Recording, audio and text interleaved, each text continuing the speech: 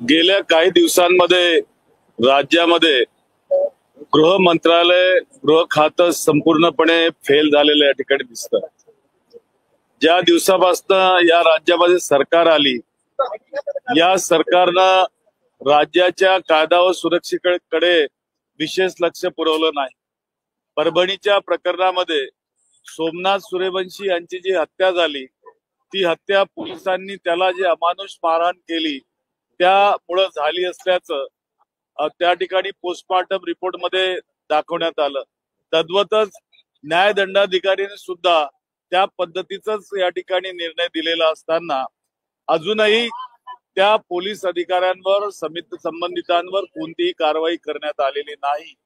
या संबंधी एक दृष्टिकोन शासनाचा, एक विक्रम गायकवाड भोरचा मुलगा, त्याचं ऑनर किलिंग झालेलं आहे या ठिकाणी. आणि अशा पद्धतीनं या राज्यामध्ये दलितांवर जो अन्याय अत्याचार होतो आहे, दलितांची गडचेपी जे केली जाते, त्यांना घराघरातून काढून जे मारलं जातं, त्यांना जे दबाव तंत्र त्याच्यावर वापरलं जातं, या संबंधी शासन बघ्याची भूमिका घेत आहे आणि जाणून बुजून हे करण्याचा प्रयत्न या राज्यामध्ये होतो आहे. त्याचा आम्ही या ठिकाणी निषेध करतो. मुख्यमंत्र्यांनी ज्यावेळेस निवेदन केलं होतं तेव्हा मुख्यमंत्र्यांचं असं म्हणत होतं की गुदमरूनच्या श्वासोच्छवासामुळे त्याचा आधीचा त्रास होता आणि त्यामुळे त्याला त्यांनी कारण दिलं.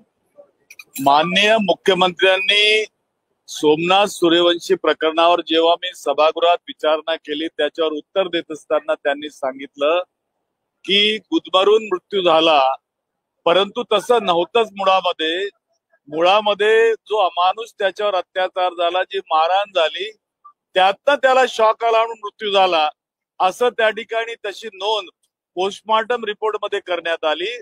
पण त्याला बगल देऊन पोलिसांना संरक्षण देण्याचं काम राज्याच्या मुख्यमंत्री यांनी या ठिकाणी केलेलं आहे. ते सपशेल या राज्याची दिशाभूल करणार आहे.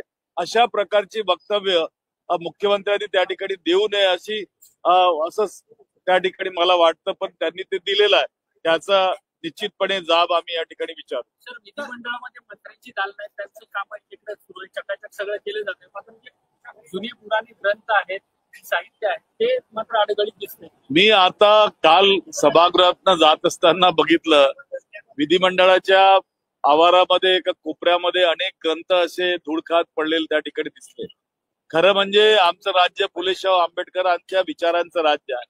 या ठिकाणी ग्रंथ संपदा मोठ्या प्रमाणात आहे आणि विधिमंडळाची लायब्ररी म्हटलं तर एक तरुण मुलांसाठी आणि इतिहासकारांसाठी एक ऍसेट आहे. असं असताना हे ग्रंथ जे धूळखात पडलेले आहेत, निश्चितच विधिमंडळाचं लक्ष या ठिकाणी अजिबात नाही.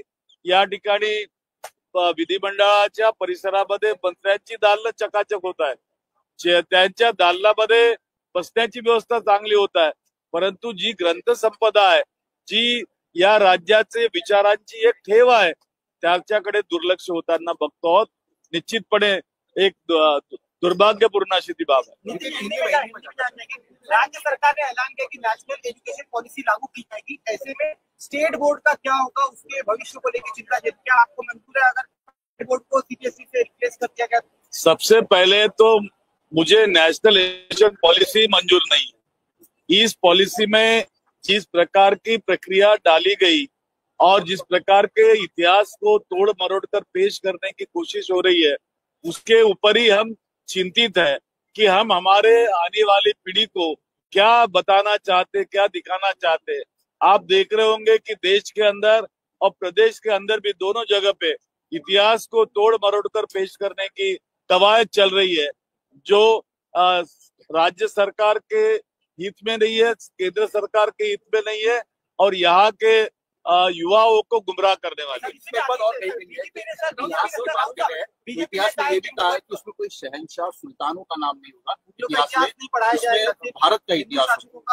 मुझे ये समझ में नहीं आता, यह सरकार आजकल जिस दिशा में जा रही है, जहाँ बेरोजगारी के सवाल है, महंगाई के सवाल है, नौकरी की सवाल है, उससे किसानों के आत्महत्या के प्रश्न है, अभी तो टीचर्स भी आत्महत्या करने लग गए हैं। तो ऐसे में वो सवालों पर चर्चा नहीं होती इस विधिमंडल में, लेकिन किसी के कब्र को लेकर निश्चित रूप से सवाल उठाए जाते हैं, चर्चा होती है। मैं ये कहना चाहता हूँ, कब्र तोड़ दीजिए, कब्र से किसी को कोई लेना देना नहीं है, लेकिन जो इनोसेंट लोग हैं, किसी भी धर्म के क्यों ना हो, वो इनोसेंट पर अत्याचार किस प्रकार से हो रहा है और क्यों हो रहा है। मुझे ये भी समझा दीजिए कि औरंगजेब यहाँ दिल्ली से आकर दक्कन में, औरंगाबाद में रहता है, आकर 3 दशक तक के रहता है और छत्रपति शिवाजी महाराज से मुकाबला करना चाहता है, और उस वक्त वो जो मुकाबला था वो इतिहास है, उस इतिहास को बदलने की व्यवस्था हो रही है कि यहाँ पे छत्रपति शिवाजी महाराज को मानने वाले, आदर्श बताने वाले ये लोग उस इतिहास को खत्म करना चाहते हैं क्या? वो इतिहास को रखना जरूरी इसलिए है कि हमारे नौजवानों को, आने वाली पीढ़ी को पता चले कि हमारा देश कहाँ था, कैसा था, और हमने किस प्रकार की लड़ाइयां लड़ी, किस प्रकार से हम इस देश को आजाद किया। लेकिन